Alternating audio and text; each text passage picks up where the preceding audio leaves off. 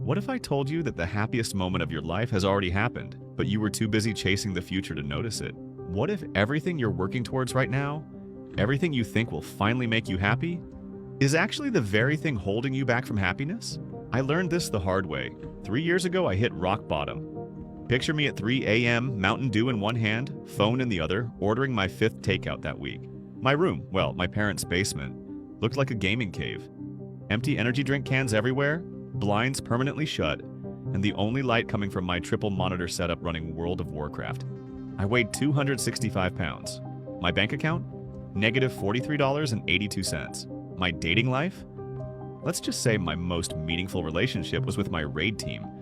But here's what I told myself every single night before falling asleep. Once I lose the weight, get a job, find a girlfriend, and move out.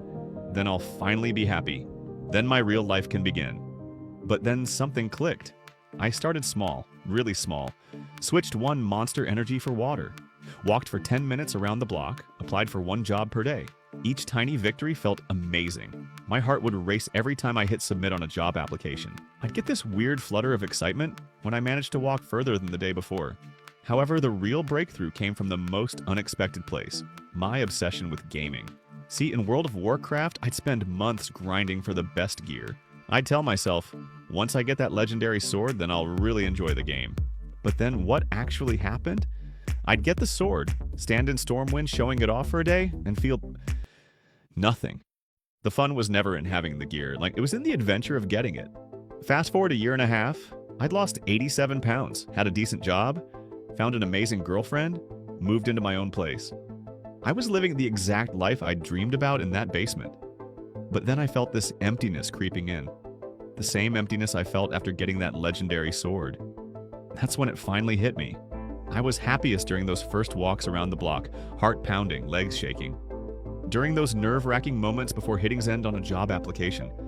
Even during those awkward first conversations with girls, sweaty palms and all. The joy wasn't in reaching the goals, it was in pursuing them. Here's the mind-blowing part. You know those people you follow on Instagram? The ones with the perfect bodies, dream jobs, and seemingly perfect lives? I guarantee you they're either feeling that same emptiness or they're already chasing their next goal. Because that's the secret nobody tells you. There is no finish line. There's no point where you suddenly unlock permanent happiness. So what's the solution? 2 things. First, always have something you're actively pursuing.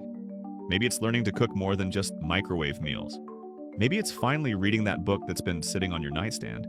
Maybe it's learning 3 chords on that dusty guitar in your closet. The size of the goal doesn't matter. Like, what matters is having something that pulls you forward. But then here's the bigger truth, and this is crucial. Stop waiting to live.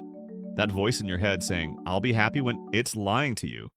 The life of your dreams isn't waiting at some future milestone. It's waiting in those small moments of progress, in those tiny victories, in those heart-racing moments when you're pushing just slightly past your comfort zone. Tomorrow morning, you could wake up and start living the life of your dreams.